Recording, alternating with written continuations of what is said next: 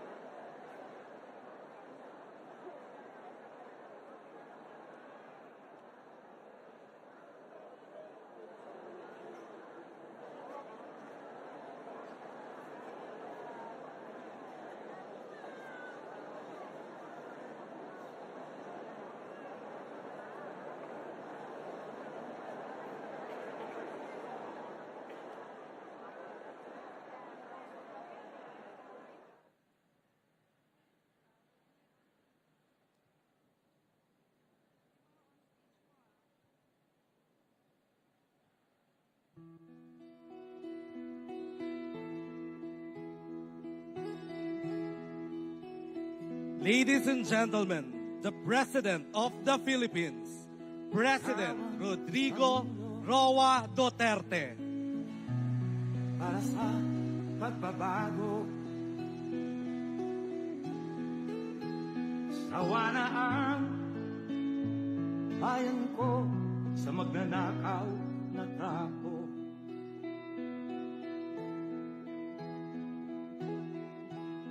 Madilim na kahapon, Please be seated. ikaw ang mag-aahon.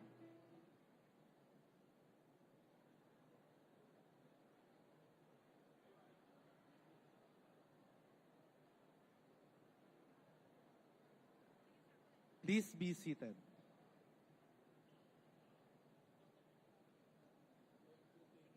And to start our program, may we call on Governor David J.J. Suarez for his message and to the introduction of the President.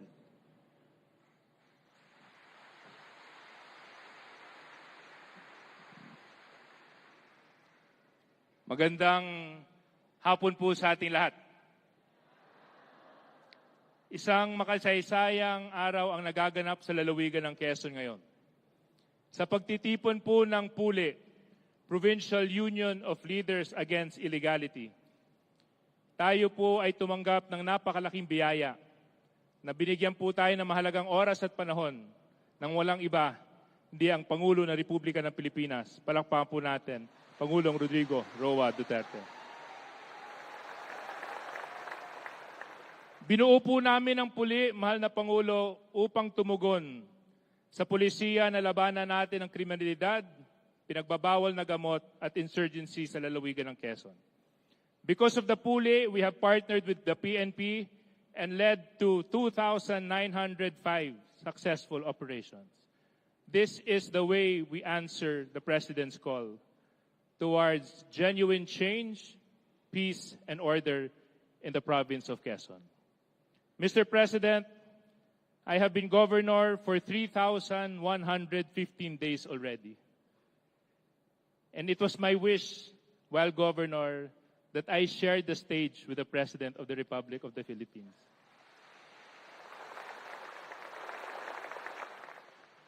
Thank you for granting my wish. And it has also been my wish that I introduce the President of the Republic of the Philippines.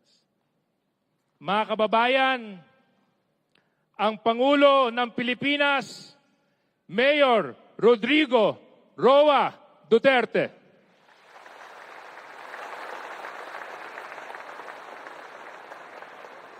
Salamat po na masiupo kayo lahat. Thank you for the courtesy. I have a 3 pages of speech. But gawa lang ito ng opisina ng sa Pasig, my office. But I think that for the effort at saka kayo pumunta dito, dapat malaman ninyo lahat kung ano ang nasa puso ko and what I intend to do. I have the remaining 3 years of my presidency. And I would like to assure everybody, the military, the police, all the civilian employees of government, that I do not have the slightest intention of overstaying in the office of the President a minute or a second longer. I will step down on the last day of my term. Kaya lang, for the 3 years that have passed, or about to pass, so many dreams to realize as yet, and so many things to do for the country. Merong mga bagay ho na talagang hindi ako pwede mag-compromise. Not even a step backward for any reason at all. At mayroon naman akong mga sa ating bayan that besets our country today that I'm willing to talk about it, not necessarily to agree, but to listen and decide after consulting the people of the Republic of the Philippines. I do not own this country. I share power with everybody, including the military, Congress, and the Supreme Court.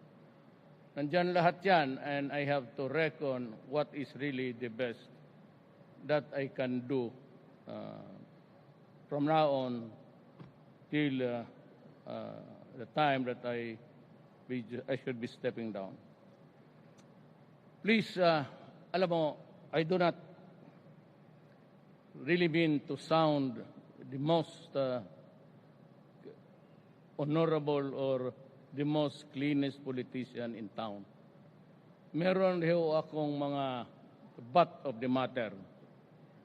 Sa Bisaya, tinatawag namin apan. Tagalog, that would, the nearest term would be a problema, ganito yan eh. At alam mo, merong ganun. So, lahat naman tayo. I do not make any ex-cathedra proclamations here. Yung akin ho, practical lang. Pero the reason why I really wanted to be here, aside from the fact that I would like to honor si Congressman Oka, we were together in the 11th Congress. Kasama po kami. Congressman rin ako noon. And of course, the governor and the congresswoman now.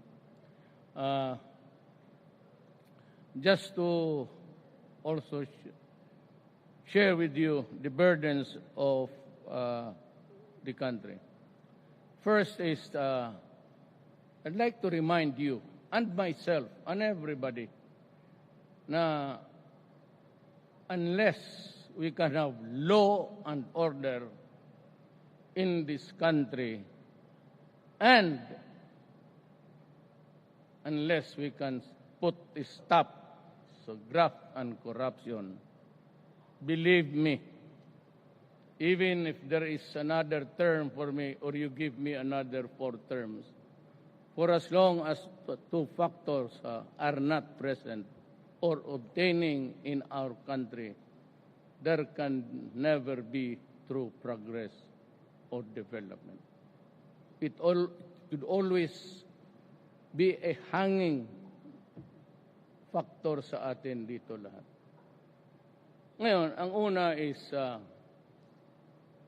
ang tingin namin, the immediate threat is the Communist Party of the Philippines. I used to dabble with the principles of socialism. Hindi ako magpa kung sino man. I was just a student, an ordinary one. But being originally from Cebu, tatay ko, then he migrated to Mindanao, married a Mindanaoan mama ko. I am one of those who really realize the importance of changes in this country. For one, maraming nagpunta doon sa Mindanao. Marami dito. I even have one kasama ko sa mga dormitoryo noon dito. John Llamas, he's from here. I mean, the wife, he has finally decided to settle down here. Kami yung nagpunta ng Mindanao on the promise of the sloganeering of the Americans that you go to Davao, you go to Mindanao because it is a land of promise. Actually, never told the truth that at that time, Mindanao was already subdivided into several homesteads, pati yung mga grants.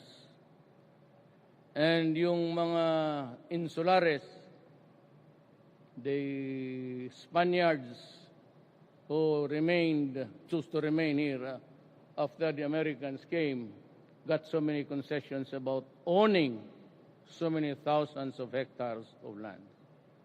Wala yun. Okay, if you go to Davao, it has developed, and indeed, it's now really very, very big. But noon maliit lang.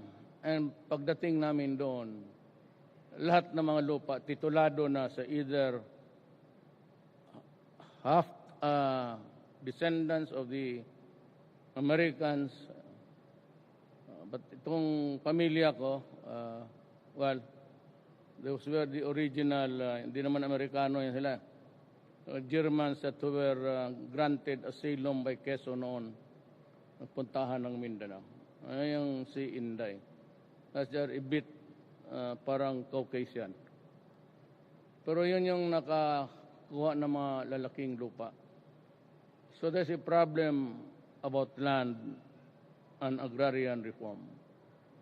Dito po, I was trying to figure out if I am nandito si Castriciones, the DAR Secretary, kasi gusto ko siyang tanungin, and I hope he would be around next time, na gusto ko siyang tanungin if there's still available lands, government lands, ang uunahin ko dito banda sa inyo.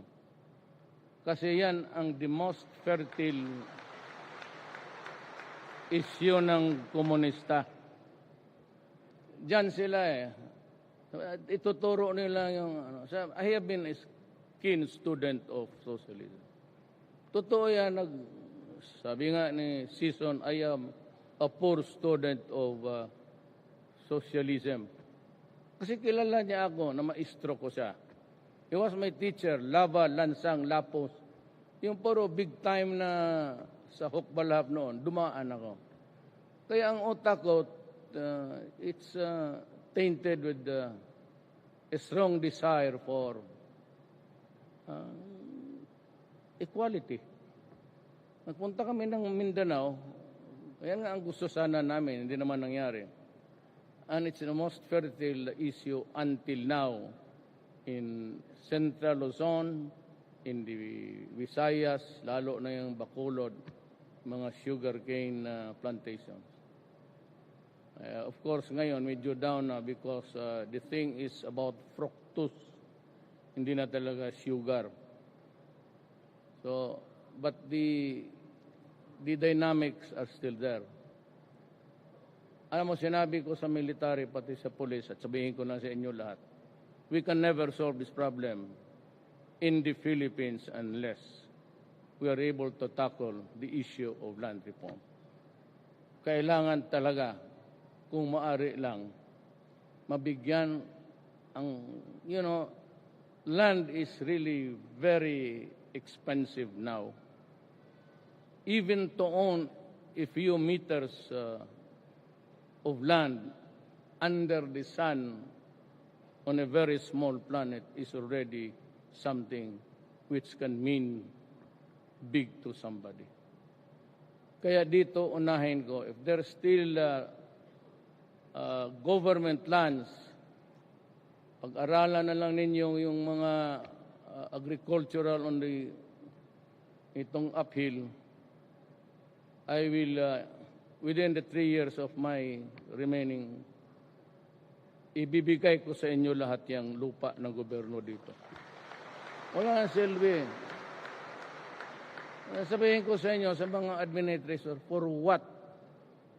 Why are we hanging to those vacant lands when we can use them to satisfy the fundamental desire of every Filipino, not only agricultural workers, but all to own a land? Ngayon, mapresyo na yung lupa ngayon. Because at 110 million, we cannot be so generous to all. But yung naiipit, ibigay natin.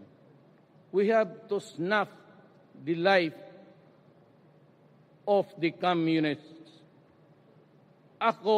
Pwede akong sumali ng Communist Party of the Philippines. Ang problema, ang hindi ko kaya, and I cannot reconcile with the fact that I have to kill my own Filipino brothers to wage a war for 52 years for nothing. Yan sinasabi ko sa komunista.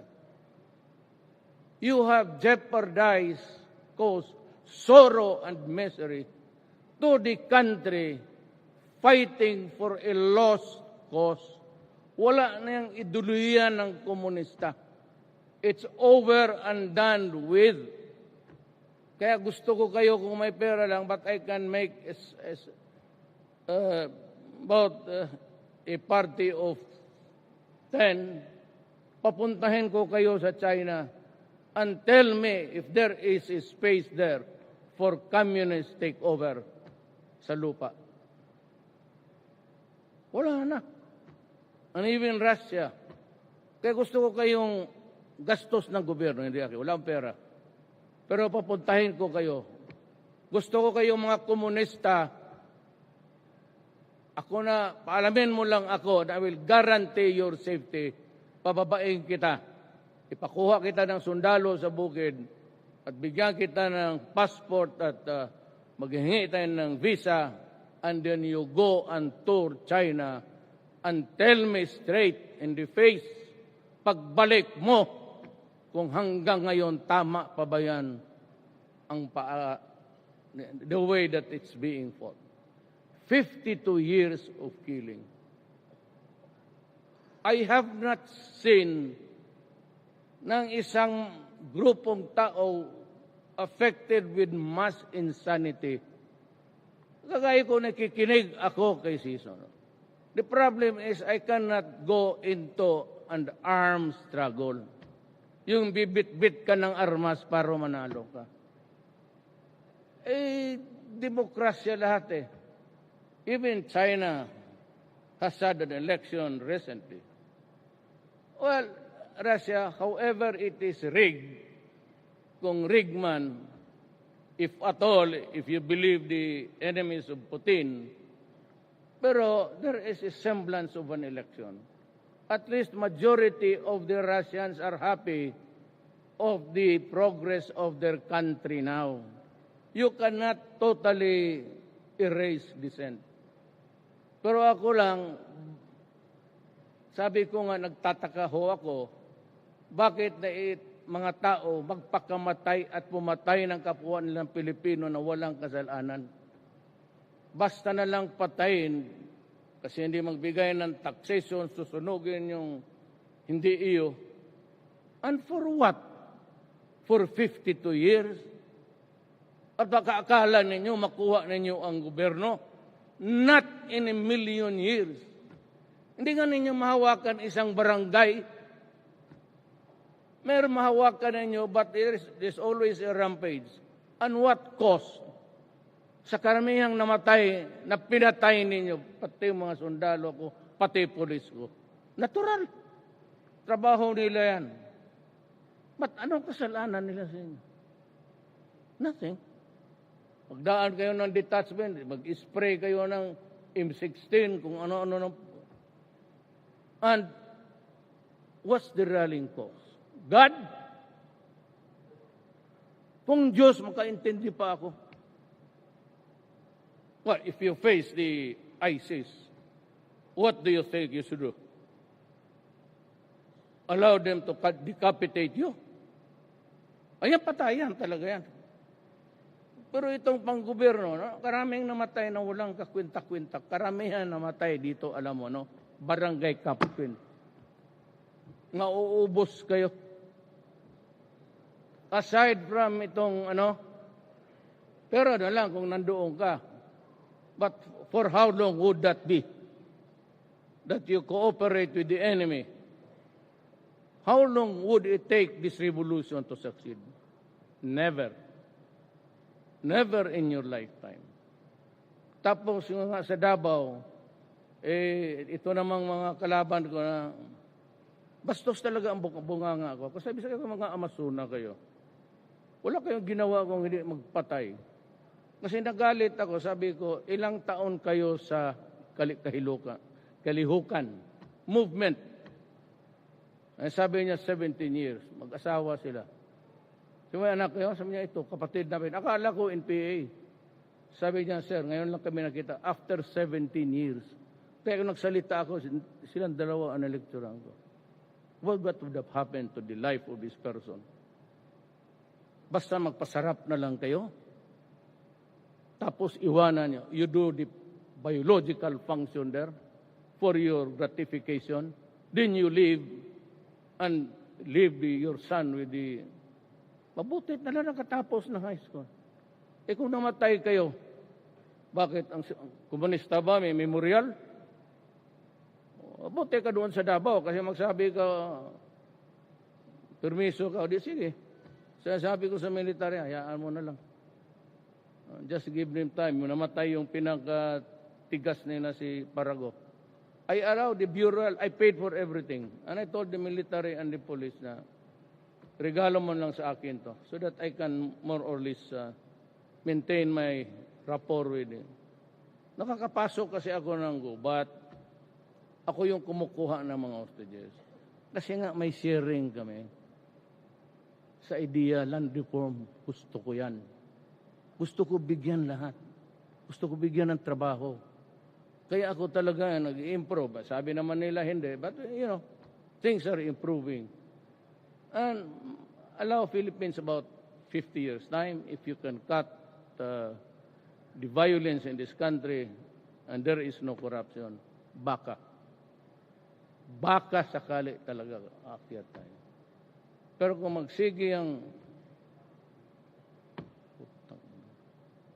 kung ano nangyari sa agrarian reform, putol na. Because if it takes you 2 years to process a paper, a conversion there, you are up to corruption. I told them 1 month. Ano pa naman? Bakit mo patulugin ang papel ko? Hindi pabalik-balikin mo yung tao. Mga ganoon ang nangyari ngayon. May amabot, 2. Alisin mo. Kung hindi ka mag-alis, gusto mo patayin kita. Mamili ka. You are causing disorder. Law and order. Kung lahat nasa gobyerno, puro hingi, puro nakaw, puro lahat. Ako meron akong, sabi ko, butt of the matter. I've been mayor for 23 years sa Davao. 4 years kasama kami ni Siroka, congressman. Then, vice mayor to my daughter, nagwala naman, nanuntok ng sheriff kung anong pinagbubugbog lahat mga tao doon. Isa rin yun. Ganoon ako katagal sa gobyerno. And I have been a prosecutor for most of the adult years. I was a trial prosecutor for 9 years. Kaya from where I stand, alam ko ang sinasabi ko. I used to prosecute rebels, criminals, and all. Ang hindi ko talaga nakita dito, by what universal curse are you there in the movement of the Communist Party of the Philippines when you know that you will never succeed at pumapatay kayo in the name of a rotten ideology communista? Eh ako, mas mabuti, hindi ako nasabi. To date, I have distributed something like 6,000 titles. You do not have to be a communist to have a good, true, blue land reform program. Bakit kung gawin? Kung gagawin ng mga komunista niyan, pag sila na ang mag-take over, kung sila ang mag-take over, edi gawain ko na ngayon. Kaya ko pa naman. Sino man mag-ayaw ng batang presidente na mag-utos? But only if it promotes the interest of the country. Ako may ako pero hindi yung pera. Siguro ibang issue.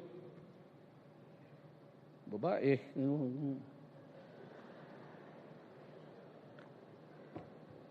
Kaya nga 2 asawa ko eh. Ano bang tawag mo dyan kung hindi pa bisyo? Wala man akong ano dyan. Hanggang kaya ko lang. Do you know magkanong sweldo ko?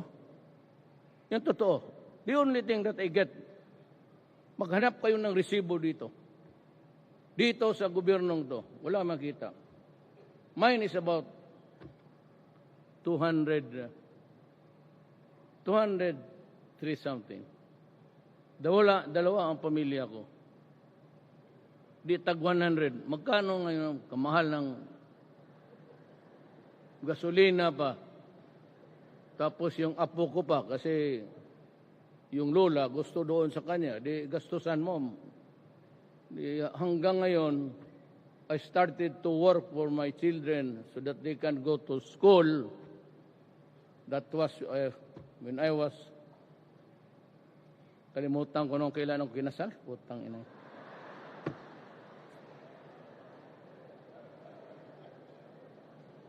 Until now, 73 ako, nakikihati pa ako sa sweldo ko. Magtanong kayo kung sino, paski sino, Congressman, you take sa record, wala akong ibang sweldo ko lang. Bagay, libre pamasahe. Alam mo kung bakit? Ang sakyan kong yawa na yung lansya na bubububub. Dito man ako sa kabila nakatira. Kaya yung Malacanang, sabi nila puro multo. Kung ayaw ko naman ng away, pero pinitik mo yung bayag ko hating gabi, talagang tatalon ako sa kama ko. Pero gano'n mo yung ano mo. Hindi man mangyari yan. Hindi man ako natutulog doon.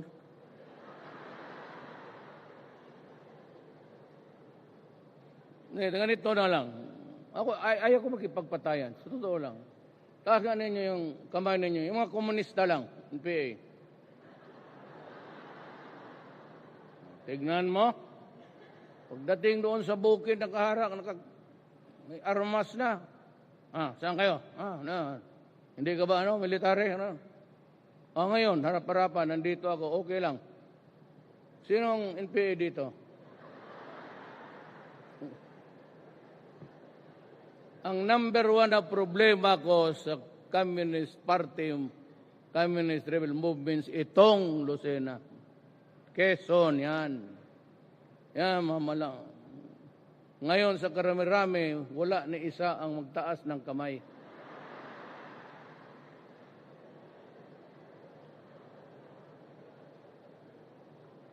Dito to, kaya mga komunista, I am ready to accept you. Okay? Mag-surrender ka lang sa police o military. Sabi mo, surrender na ako. Sir, sabi ni Duterte doon sa Coliseum, sa gym, surrender kayo. I will guarantee you, I will build a house for you here. Maghanap ako. Kaagad, pagawa ako sa NHA. Then I will pay you. Tapos magtayo ako dito ng TESDA. Kasi sa totoo lang, hindi kayo maniwala. Nandiyan may yung mga negosyante. Tanungin mo yan sila SM, tanungin mo sila Gutiano, tanungin mo. Maraming trabaho, walang trabahante. Why? Kasi hindi ka naman pwede magpulot ng tao sa labas. Tapos dalhin mo, sabihin mo, sige, gawain mo yung electricity niyan. He has to be a master electrician. Or at least one who is an electrician or who works for a master electrician. A master plumber. Hindi ka naman pwede dyan sa diwi, yung nagtambay dyan, na puro payat, sige, hit. Nabot yun. Alam mo bakit ko kung pinapatay yung mga putang ayo? Para matapos na yung ano ninyo.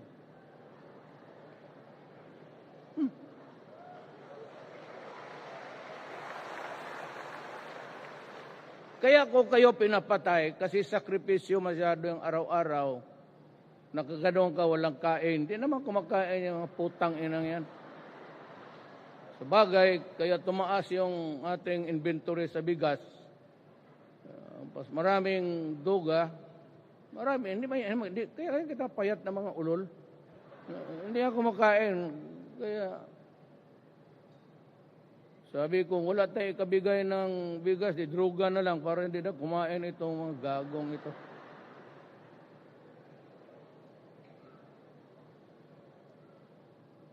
yung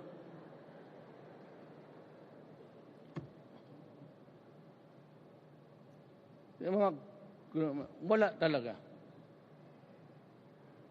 Meron pa may pare dito.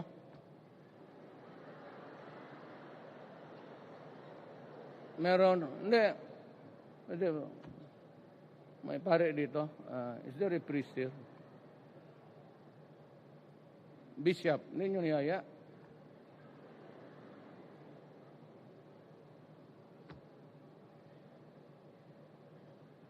Mga denial. So, sinisira. Ito, sabihin mo sa kanila, sisimba man kayo lahat, Katoliko man tayo lahat. Ngayon ako, hindi na. Magsarili ako ng gusto ninyo magpamimbro. Meron akong tinatayo, yung asar sa pare, yung kalukuhan nila. Iglesia ni Duterte yan, maganda yan.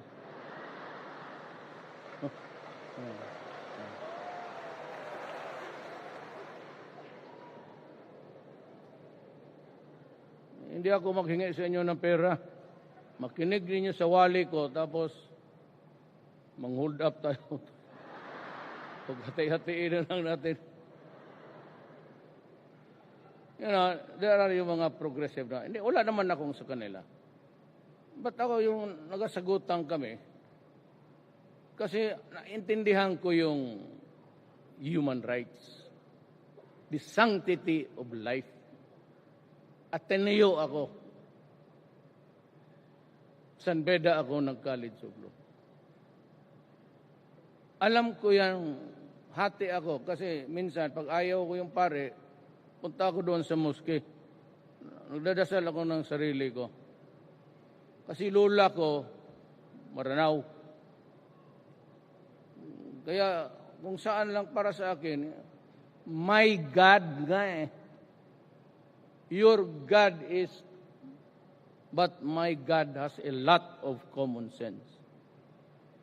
Ang God ko, hindi ko pinagdadasal na sana mamatay na yan si Duterte. Putang na ito mga pare.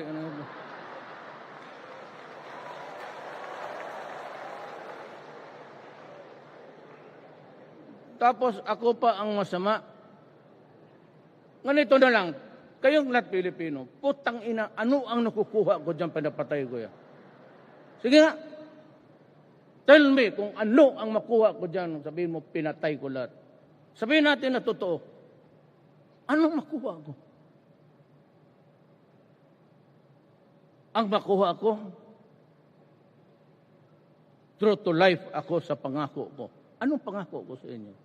5 lang. Diba? Presidential debates, 5 lang. Corruption, droga.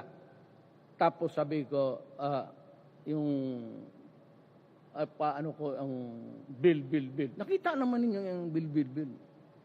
Makita mo trabaho ni Villar, endless ang highway sa Pilipinas. 5 lang. Ang una dyan, corruption, krimen, droga. Kasi yun lang ang problema natin. Ang Pilipinas, wag mo lang galawin, magtatrabaho lang lahat sa gobyerno sa talagang trabaho na from the heart. The government will function on its own. Wala na trabaho ng militar kung walang gulo.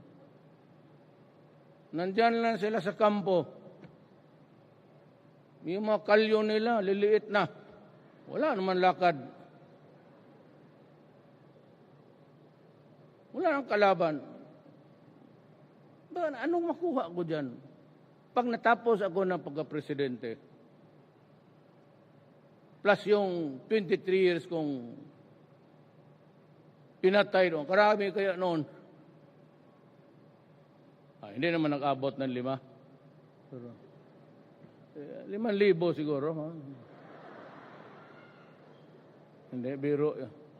Kaya pagdating yan, recorded yan, i-replay ng mga buang yan.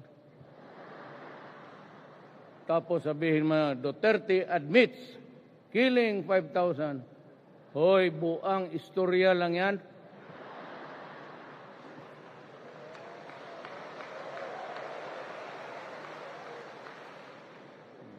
Maniwala ka pala.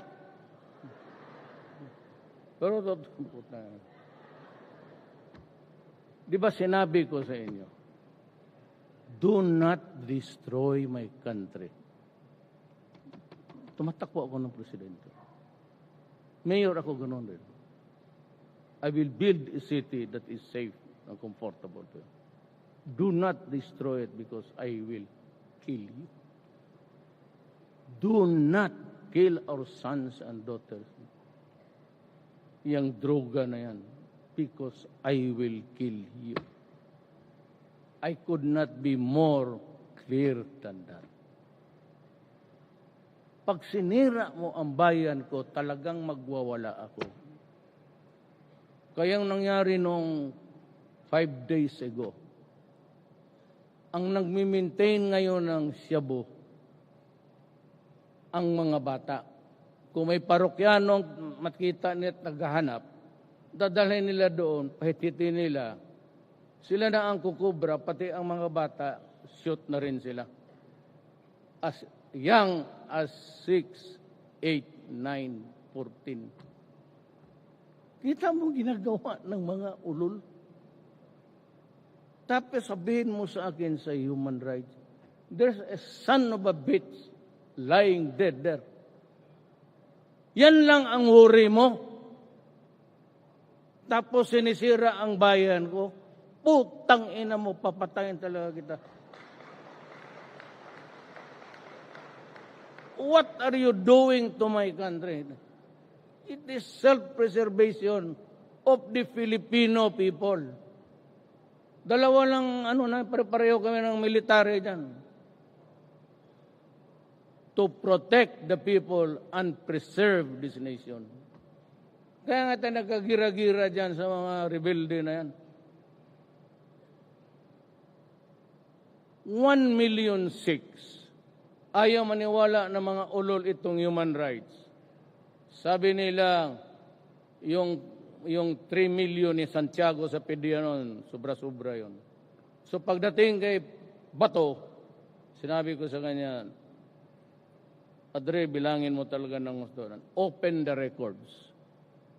Huwag mo akong taguan. So I appointed him. Buksan mo na niyo. Doon ko nalaman. Kaya, sabi, totoo yan. Sabi ni Duterte, tapusin daw niya within 6 months. Ang sa akin, yung sa Davao, madali. Patayin ko lang yan, left and right. In 6 months na, tapos yan. Pero nung naging presidente ako, I never realized that it was that the magnitude of the contamination of the country sa Cebu. Hindi ko alam yung customs, pati yung police, kalaban ko rin pala. Paano ko matapos yan kung ganon? May mga gangster pa. May mga tagalabas pa.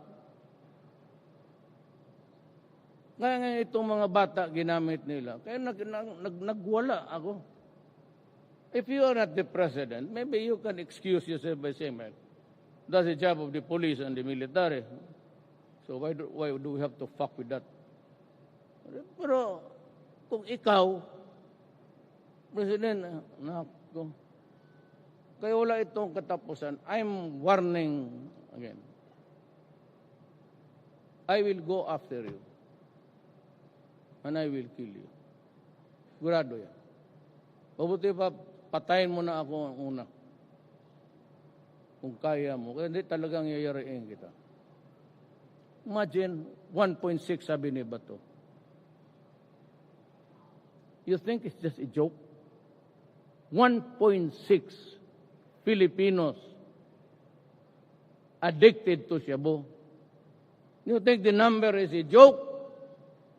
Those 1.6 Filipino souls are reduced to slavery to a drug called Shabu. And they have to have it every day because the monkey is always ready to ride at the back if you need it. Kakati na yung katawan mo, parang may unggoy sa likod mo. Kailangan mo na.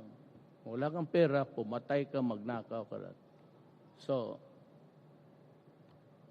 gano'n yan.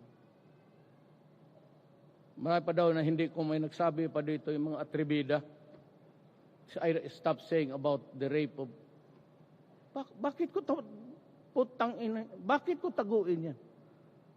Na marami dito punta ng Middle East. Nire-rape yan sila. Kaya nga kami nagputahan ng mga binastos ko lahat. Ilagay sa freezer kung anong raping. Kaya ako nagwala. Tapos ito, stop talking. Why should I stop talking? It is connected with a more serious crime. Sabi ko, itong mga to, they go there. They endure degradation.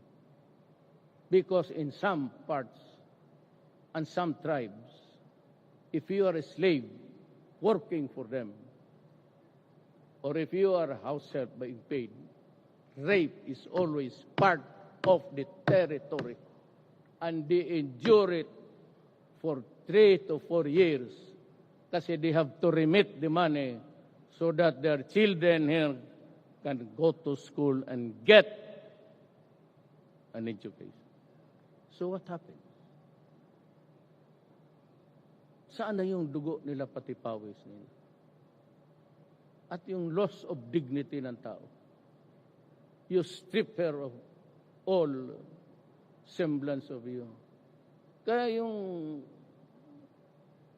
wala na silang ego. Self-worth nila mababa ng... Tapos pagdating sa pera, luslusin mo yung bata hanggang bumigay. So, where's justice there? Human rights? Patay dito. You know, kinig kayo. Taga-Mindanao lang po ako. I do not come with credentials. Ordinaryo lang ako. 75 lang ako, guys, sa inyo. You know, if you want to destroy an enemy, all you have to do is to contaminate one child or 2 child sa Cebu. That family becomes dysfunctional. Sigurado. Yang asawa magpunta sa Middle East. Yung isa naman magpunta doon sa just to really that family without a father and mother is already dysfunctional. What is really very sad is that sometimes we hear na iniiwan lang sila doon sa mga kapitbahay o sa lula na matanda na o sa mga relatives. Hindi mga rape doon ng bata. Tapos ayaw nilang pag-usapan. Bakit hindi natin pag-usapan putang inang problema ng Pilipinas? Because of drugs. It can cause dysfunctional family. Ito, isa, pag na-contaminate, maghanap yan ng makuha niya. Ito naman maghanap na makuha. And marami na sila, sufficient in number, at last count 1.6. They are all selling shabu. All over the country, you have 1.6 million idiots distributing shabu. In the end, it will reduce our country into a dysfunctional state. I will not allow that. Hanggang mayor ako, puta, hindi talaga ako papayag. Magpatayan tayo dito. Hindi kasi ako nagpapatawag ng presidente. Mayor lang. Kasi pag mayor ka, magsabi ka, potang ina mo yan. Okay man. Si mayor ninyo dito magmura. Pero kasi kung presidente, like to address the Philippines, you know, we have the serious problem, hutang, hindi ka ba baka ganon? Pagtanong sila, Presidente, Mayor ako. Bahala na kayo dyan kung anong basa ninyo sa konstitusyon. I am just a mayor. Kaya ang salita ko, pati ang ugali ko, kasing sama ng mayor.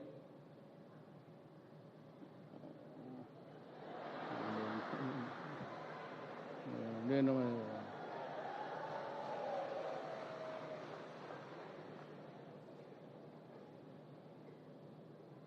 Yan ang druga. Yan kasi, yan ang NPA. Wala talaga akong nakita. Kung I'm ready to accept you anytime, huwag kayong matakot magsunod. Hindi kayo papatayin. Paski na nakapatay na kayo ng... Pero huwag yung pulis na magaganda. Tunggapin ko kayo, then let's talk. Alam ko hindi ko matatapos ito ng ilang taon na to. Kaya mga kidnapper, gano'n, wala yan, diretso sa impyerno yan. Wala na akong pasensya dyan sa kanila. Dito sa Cavite, ay nako, magdasal ka na lang. Wala akong panahon sa mga, I may have all the time to serve the Filipino nation. But I do not have the time to worry about this criminal. Tatapusin ko na lang kayo. Let's say kayo. Well, yun lang naman ang sadya ko, actually. Yung law and order, pati corruption. Corruption, tinatanong ko kasi si Bong, yung conversion from one of agriculture to commercial ata, took them 2 years to process it. Nung sabi ko na tanungin mo, in 4 days time lumabas yung ano. So kung nakikinig sila ngayon dyan sa conversion office ng DAR, better prepare because you're fired. Kung hindi kayo kasuhan ko kayo. Pag hindi pa kayo natakot sa kaso, patayin ko na lang kayo. Ganon rin patiisin mo ako. Para mo akong ginagago kasi. You know, you take me as a stupid idiot. Mga warning ako ng warning ng ganon. Tapos you do it again and again. Kagaya nila sa custom, sabi nila, yung custom wala talagang katapusan, it can never be solved. Ngayon, nilagyan ko ng puro military. Sabi ko, barilin ninyo. Sabi, makakaso tayo, sir, matagal pa yan. Maabutan pa yan ng siyam-siyam. Criminal case, i-apila pa yung may pera ka, abot pa ng 10 to 15 years. Patay ka na rin yan.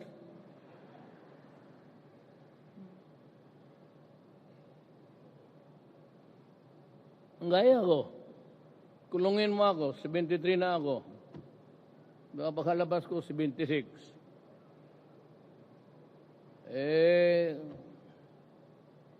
May ako, huwag na lang gamutin yan. Hindi na ako magbidisina. Sige, cancer. Gumana ka ng husto. Wala, pakialam. So, kulungin mo ako. Pero dito, sa usapang seryoso,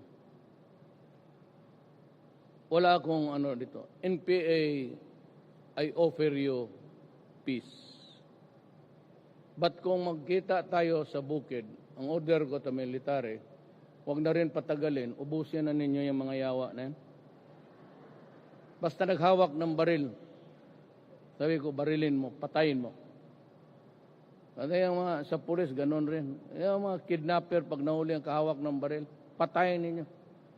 Kaya nga sabi ko, ako ang sasagot. That's the reason why I said I take full responsibility sa order ko. I said, clean up, destroy the organized crime of drugs. Destroy itong mga ubusin mo. Kaya araw-araw ay namamatay. Sinabi ko na sa inyo nung isang araw, isang buwan, puro opisyal na pulis.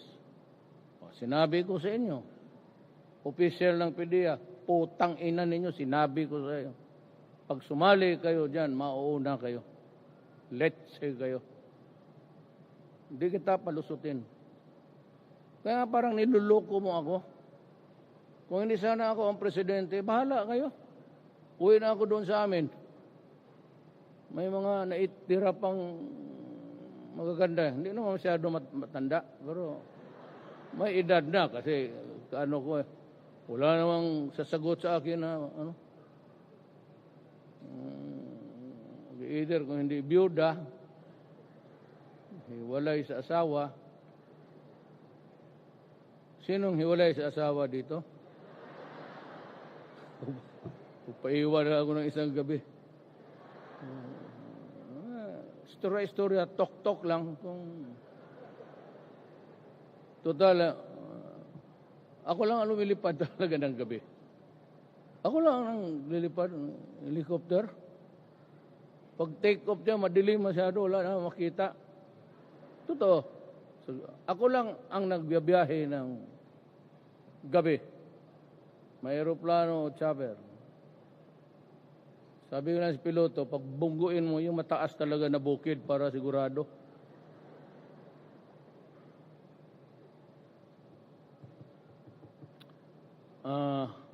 What do you, if there's anyone who'd like to take the floor to say something or maybe ask a question, I'd be happy to respond. Kasi kung wala na, then yung corruption talaga lang, sabi ko. Hindi talaga ako pwede dyan. Sabi ko, meron akong entire 23 years. Ayaw ko lang. Ayaw ko kasi ayaw ko lang. You know, my father was once upon a time kasama ni Inverga. Governor dito noon. My father was also governor of Davao. It was one huge province. Kaya yung public service, pati yung how it means to the people for us to be there to help them, malaking bagay yan. So kaya ang police pati military, pag hindi mo binakapan yan, hindi ba kayo nagtaka? Na hindi pa ako na presidente, ni isa, dalawa, tatlong adik ko na nagsusurrender. Nung nag-presidente ako, kita mo naman araw-araw na kalinya, ang papayat, and naging milyon. Masakit yan. Kaya sabi ko ako, hindi ako pwede. Hindi ako pitsugin. Dito ako nag-aral, pero huwag kayong mga sindikato dyan. Abutin talaga kayo. Kasi bubuhusan ko talaga ng pera. Bubuhos ako ng pera sa kampanya sa... Kaya nung Batucabe, sir, na-publish na mag-put up ang Congress ng 30 million. Di sabi ko, ni-round ako. Gawin na lang natin 50. I will give 20 para maging 50. Sa awa ng Diyos, sir, ako lang ang nag-deliver ng 20 ko. Ang Congress medyo wala pa. Ini-imprint na pa daw yung pera. Pero ako, pag huli, bigay ka agad. Binigay ko. Albayaldi. Ayan. Ikaw nang bahala kung sinong ano. Pero sa bagay, ang Congress talaga ano. Ramihan kasi ng mga congressman potential boxer. Congressman? boxer. Kumapira ganun. Hindi mo pa ganun. Puro sirado. Hindi, biro lang yun, sir. Sabihin mo sa kanila magbigay kasi ito, ma'am. Kasi promise yun ninyo eh. Sa, I don't know who made the commitment actually. I just read it just after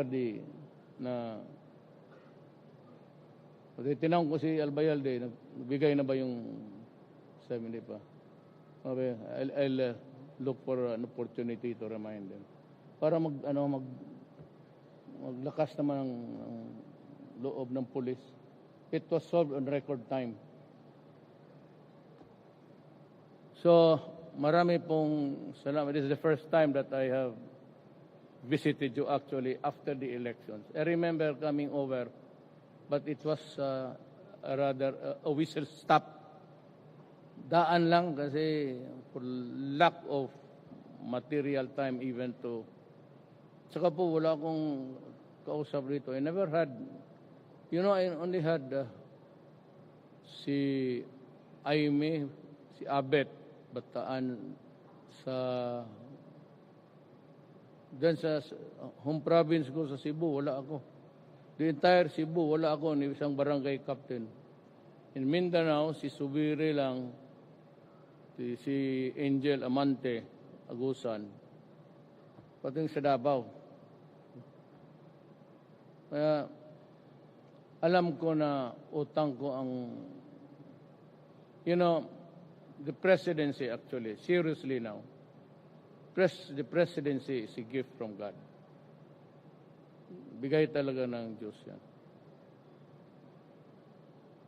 And my gift to you is itataya ko talaga ang buhay ko, pati my freedom, if it gets to a worst scenario, that I go to prison, I will go to prison. Basta gawain ko ang gawain ko because I have to protect the Filipino and preserve the nation. That's my goal.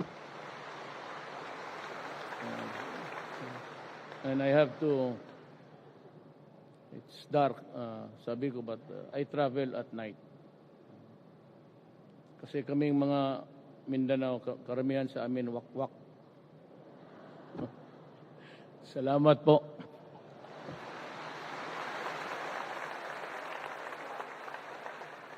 Thank you very much, Mr. President. At this juncture, we will now have the photo opportunity. We would like to request the officials on stage to join the President at the center stage.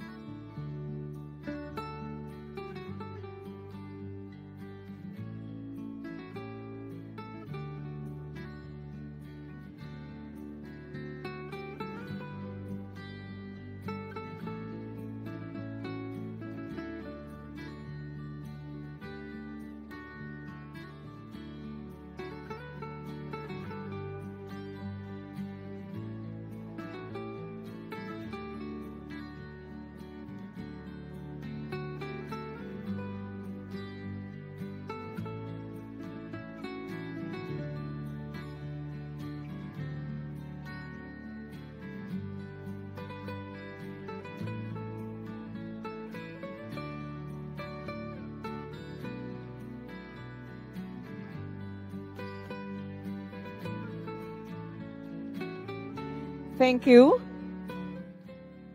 We would like to request the board members and the department of heads to please come on stage.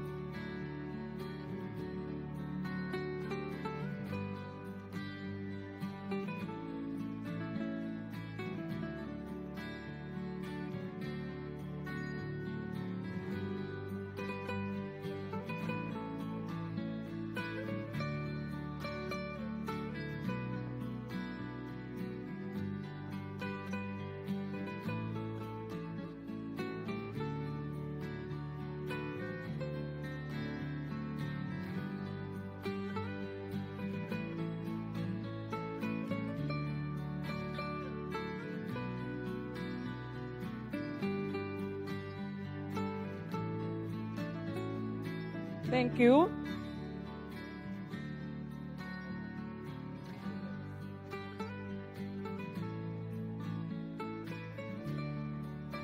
We would like to request the mayors to please come on stage.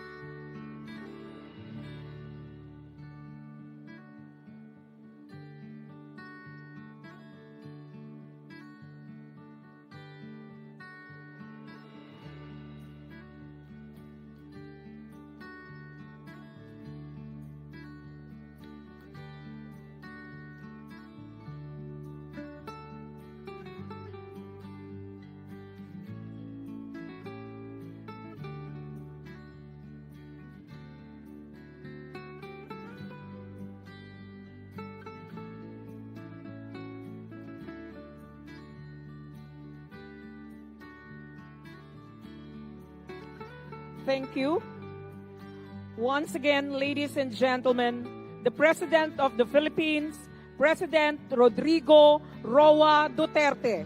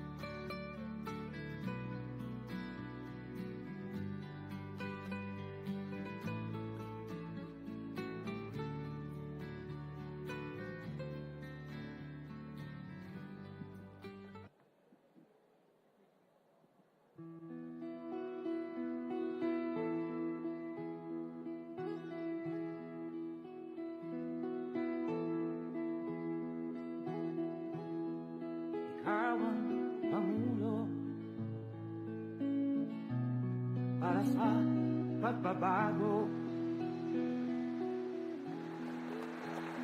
Awa na ang bayan ko sa magnanakaw na tao.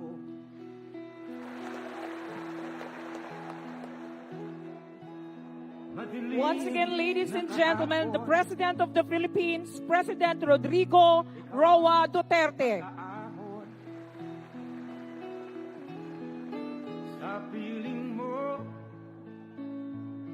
di ko mawawala ang korupsyon.